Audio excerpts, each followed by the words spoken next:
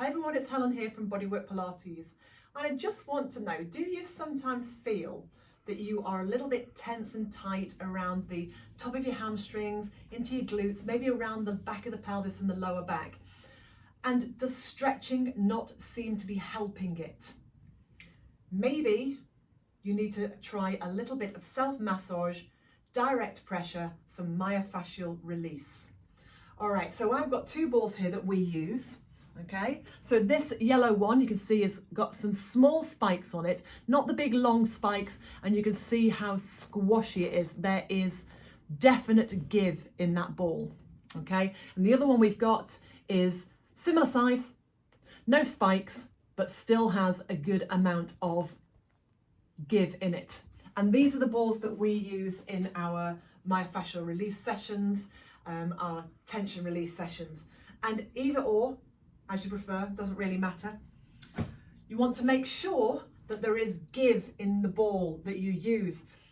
I've spoken about this before, I've spoken about it a million times, but a golf ball, a hard tennis ball, a lacrosse ball, a tumble dryer ball, those really hard balls you can buy from shops that have long spikes on them, none of those are appropriate. When your tissue and your fascia is tight, it's almost like it's waiting to breathe out.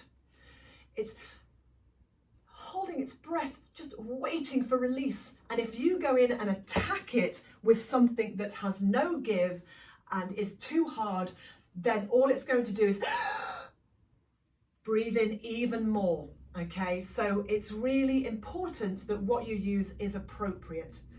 Excuse me. But we're going to look at how we can release some tension that could be contributing to tension around your hips, into your lower back. Can't really put a finger on it, and stretching isn't helping. Okay, so you're going to take a seat and you're going to sit with the ball right on your sitting bone. Okay, your sitting bone. So just put the weight straight down there. You can use your hands if you need to for a little bit of support, and then just mooch around on it a little bit. So we're looking to explore the area. We're looking to see whether there are any hot spots, any grains of sand, any bits of rice. Okay, and if you find anything like that, please don't go into it and worry it to death. The idea is that you move up to it and then move away. Nudge up against the edge of it and then move away. You are not trying to create any more tension, any more pain, any more discomfort. We're here to try and release that. So you nudge against it and then move it away. But if you don't have any of those, you just roll around the area, still exploring, just see how that feels. Okay, now take the weight to one side and move the ball now into your smile line. If you don't know what your smile line is, it is that line that doesn't tan just underneath your buttocks. So when you've been on holiday and you come home and you bend over to tie your shoelaces up, you've got that little white smiley line underneath your buttock where your overhang hid you from the sun. Maybe that's just me.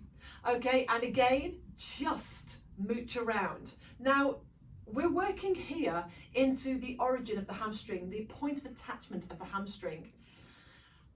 Your hamstring attaches into the sitting bone, and it comes across the back of your pelvis, and two of your three hamstrings, you have three, you're very lucky, you have three hamstrings cross over the back of the knee, allowing your knee to bend.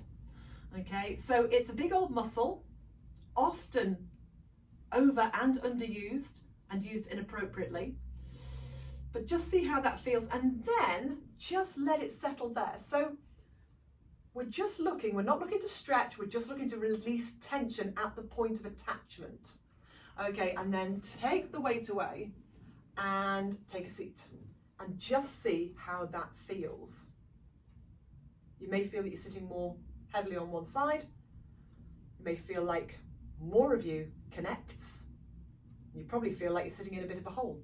Okay, and then of course you would do the same thing on the other side.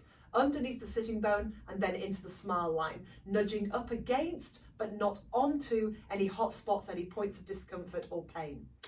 Now the other thing you might want to do is you might want to do a sit and reach test to begin with. So maybe initially you did a very simple, we're not talking about a stretch, we're just talking about a sit and reach just to see how far you come down. And then having done these, maybe do it again and see whether you naturally come any further.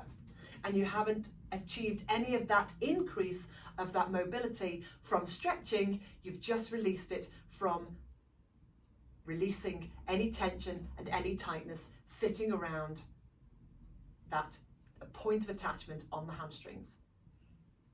Give that a go, see what you think. Any questions, let me know.